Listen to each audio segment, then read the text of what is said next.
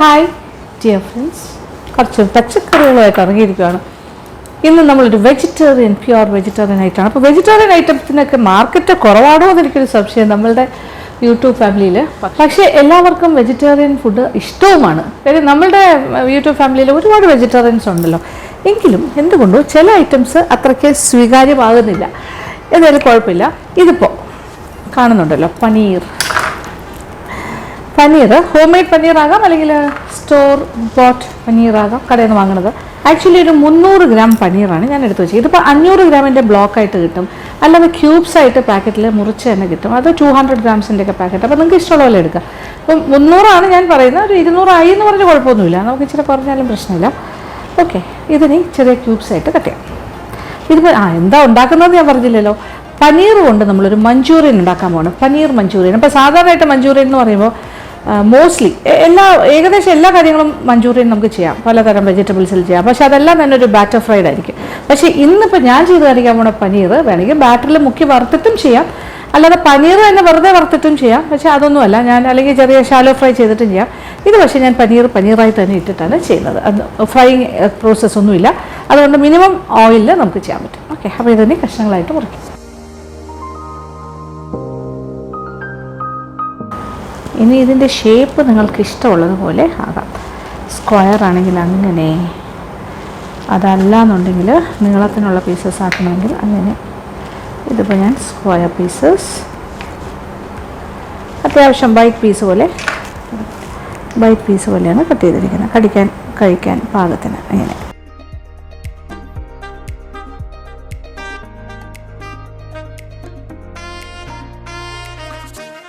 അപ്പോൾ ഈ ഒരു മഞ്ചൂറിയന് നമുക്ക് കട്ടിംഗ് ടൈം മാത്രമേ ആവശ്യമുള്ളൂ, അതിൽ കൂടുതൽ സമയം വേണ്ട. Cooking time is easy. അതിപ്പോൾ ചൈനീസ് കുക്കിംഗ് എല്ലാം അങ്ങനെ തന്നെയല്ലേ. അപ്പോൾ 2 ഇടത്തരം സൈസിലെ സവാള.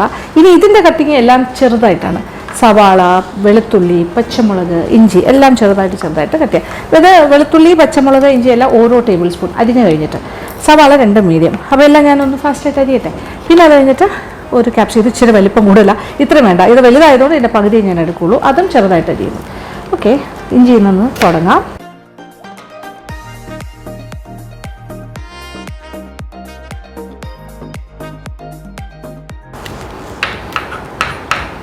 അപ്പോൾ ഇഞ്ചി അരിഞ്ഞു കഴിഞ്ഞു. ഇനി നമുക്ക് വെളുത്തുള്ളി അതുപോലെ ചെറുതായിട്ട് ചോപ്പ് ചെയ്യാം. ഫൈനലി ചോപ്പ്. ഇത് വളരെ ചെറിയ വെളുത്തുള്ളിയാണ്.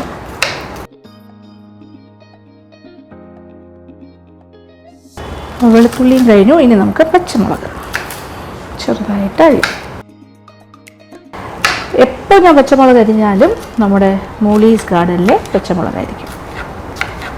അപ്പോൾ ഇതും 1 ടേബിൾ സ്പൂൺ മതി. എല്ലാം 1 ടേബിൾ സ്പൂൺ ഈച്ചാണ് ഞാനിപ്പോൾ എടുത്തുകൊണ്ടിരിക്കുന്നത്. ഓക്കെ, നമുക്ക് സവാളയും ഇതുപോലെ ഫൈനലി ചോപ്ഡായിട്ട് അരിയാം.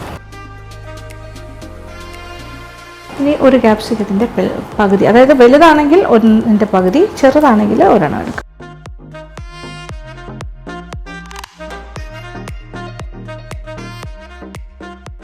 അപ്പോൾ നമ്മളുടെ അരിയൽസ് കഴിഞ്ഞിരിക്കുകയാണ്, കട്ടിങ് ആൻഡ് ചോപ്പിങ്. ഇനി വേറെ ഒന്നുമില്ല, നമ്മൾ സ്റ്റാർട്ടിങ്. അതായത് ഇനി ഫാസ്റ്റ് കുക്കിംഗ്. ചൈനീസ് കുക്കിംഗ് എന്ന് പറഞ്ഞാലേ ഫാസ്റ്റാണ്. അതിപ്പോൾ നമ്മളൊരു ഇന്ത്യൻ കാര്യം വെച്ചിട്ട്, ഇപ്പോൾ പനീർ എന്ന് പറഞ്ഞാൽ ഇന്ത്യൻ ഒരു കോട്ടേജ് ചീസാണ്. ഇതിൻ്റെ ഒരു ക്ലോസ് സബ്സ്റ്റിറ്റ്യൂട്ട് എന്ന് പറഞ്ഞാൽ ശരിക്കും ഭയങ്കരമായിട്ട് ഹെൽത്തി ആയിട്ടുള്ളൊരു സബ്സ്റ്റിറ്റ്യൂട്ട് എന്ന് പറയുമ്പോൾ അതെന്തായിരിക്കും?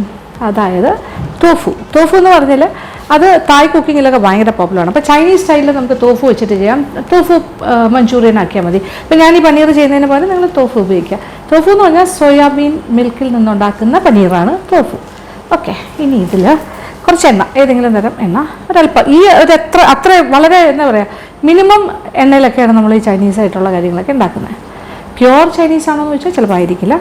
ഇതെല്ലാം ഫ്യൂഷനാണ്, ഇംപ്രവൈസേഷൻസ്. അപ്പോൾ ഒരു ടേബിൾ സ്പൂൺ എണ്ണ തന്നെ ധാരാളം മതിയാകും.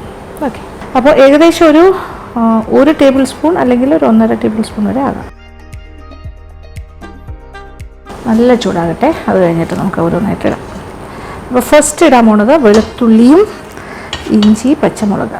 ഇപ്പോൾ എണ്ണ നല്ല ചൂടായി, നമുക്ക് ഓരോന്നായിട്ട് ഇടാം. ഓക്കെ, എല്ലാം 3 കൂടി ഒന്നിച്ചിട്ടാലും മതി, കുഴപ്പമൊന്നുമില്ല. ഇഞ്ചി, വെളുത്തുള്ളി, പച്ചമുളക്. ഇതൊന്ന് വാടിയാൽ മാത്രം മതി, ഒരുപാട് ബ്രൗൺ അങ്ങനെയൊന്നും ആകണ്ട. ഇപ്പോൾ ഈ കാര്യങ്ങളെല്ലാം വാടി തുടങ്ങി. ഇനി എന്താ, സവാള. ആക്ച്വലി നമ്മൾ ഹൈ ഫ്ലെയിമിൽ തന്നെയാണ് ഇത് ചെയ്യുന്നത്, അതായത് നല്ല ചൂടിൽ തന്നെ. അപ്പോൾ ഇനി സവാളയൊന്ന് ചെറുതായി വാടി തുടങ്ങുമ്പോൾ ക്യാപ്സിക്കം കൂടി ചേർക്കാം. ഓക്കെ, ക്യാപ്സിക്കം അതുകൂടി.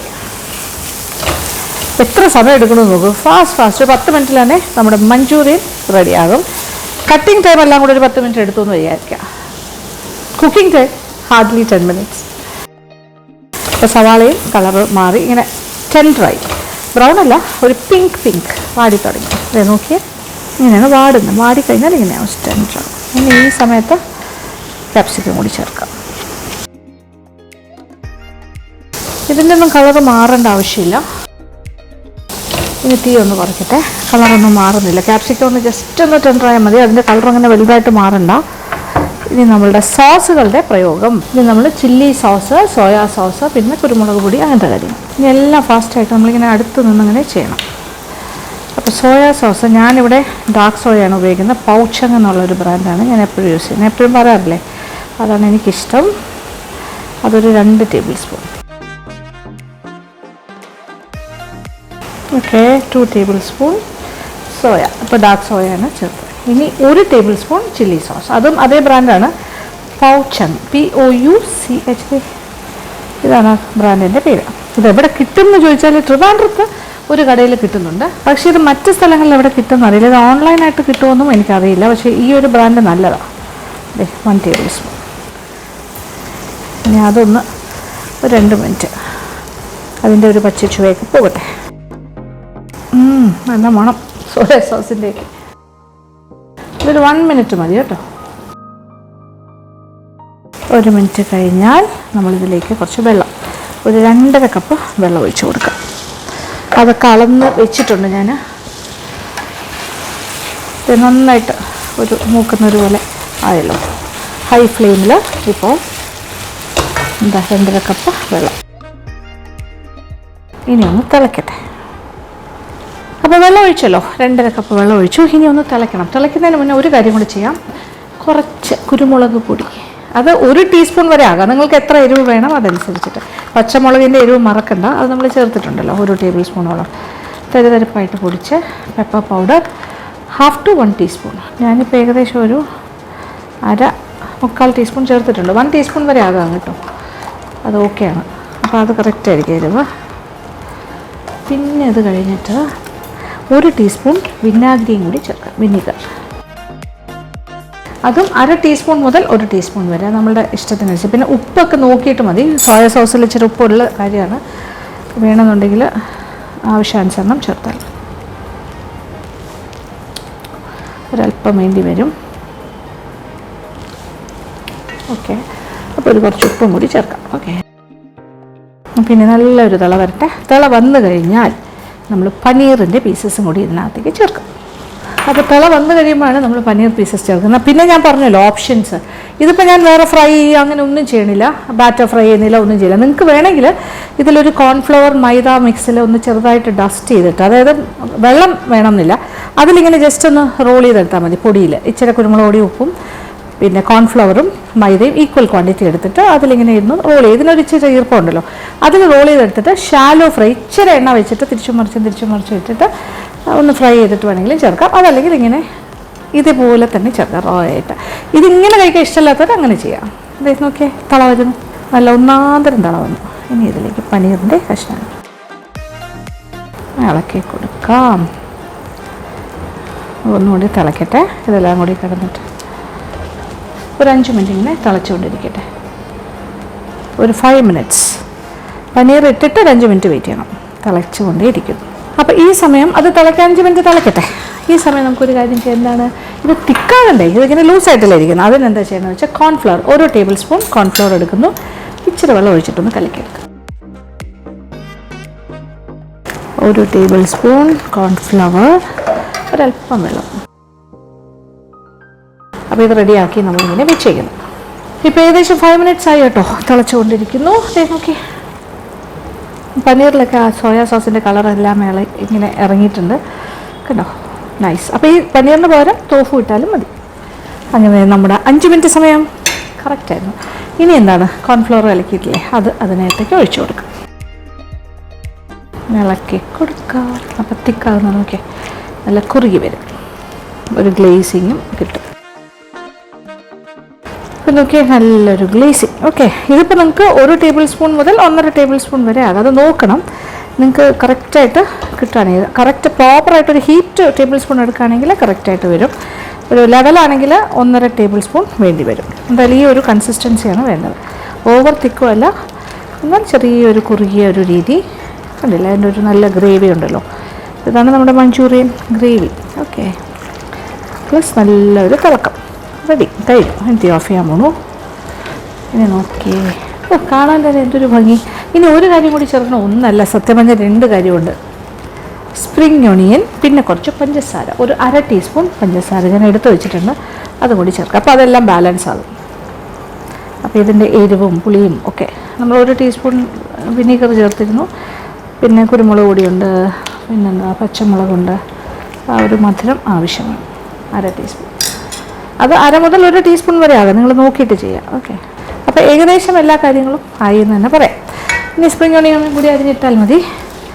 ഓക്കെ, ആവശ്യം പോലെ വാങ്ങിച്ച് വെച്ചിട്ടുണ്ട്, ഇഷ്ടം പോലെ, പക്ഷെ അത്ര വേണ്ടെന്ന് തോന്നുന്നു. ഈ ഭാഗമെല്ലാം നമ്മൾ ചെറുതായിട്ട് അരിയണം. ഇങ്ങനെ മതി, റൗണ്ട് റൗണ്ട്. ഇത് ശരിക്കും പറഞ്ഞാൽ നല്ല ഗ്രീൻസ് അല്ലേ. ഇനി കുറച്ചുകൂടി വലിയ പീസസ് ആക്കാം, അതാണ് കാണാനൊരു ഭംഗി. നല്ല കരുകരും. ഇതിടട്ടെ. അപ്പോൾ ഫിനിഷിങ് ആയി, കംപ്ലീറ്റ് ആയി. യെസ്, നോക്കേ, പനീർ മഞ്ചൂരിയൻ.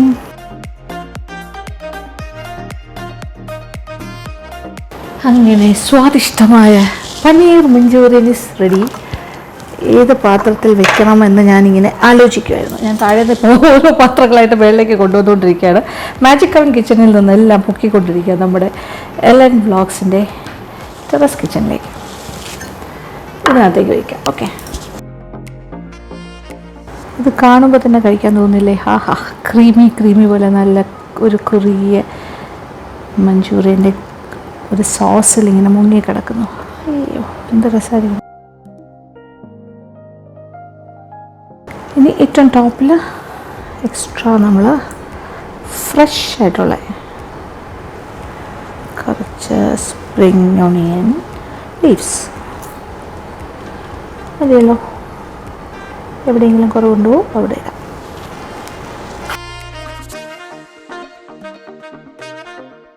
അങ്ങനെ നമ്മുടെ perfect paneer Manchurian is ready.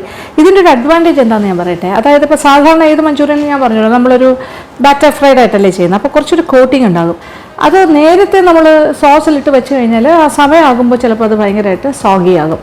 അതുകൊണ്ട് തന്നെ നമ്മൾ ഫ്രൈഡ് ആയിട്ടുണ്ടാക്കുന്ന ഗ്രേവിയോട് കൂടി ഉണ്ടാക്കുന്ന മഞ്ചൂറിയൻ എല്ലാം തന്നെ നമ്മൾ ലാസ്റ്റ് മിനിറ്റാണ് വറുക്കുന്ന.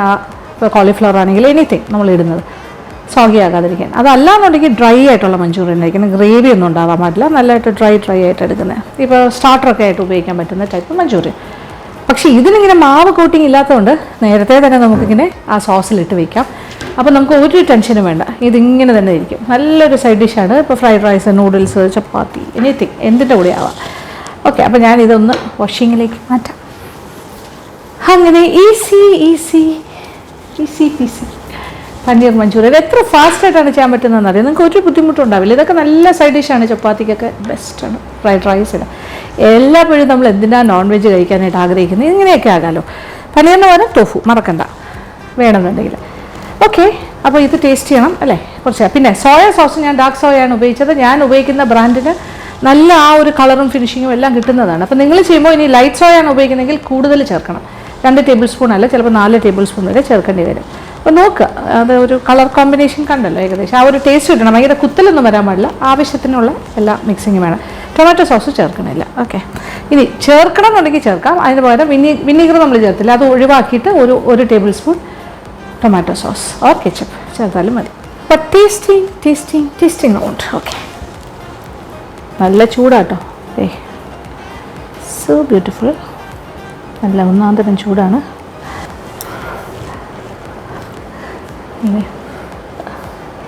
ഓക്കെ,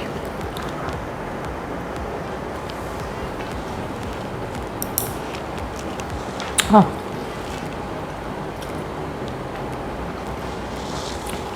ഗംഭീരമായിട്ടുണ്ട്. സ്വന്തമായിട്ട് തന്നെ പറയാണ്.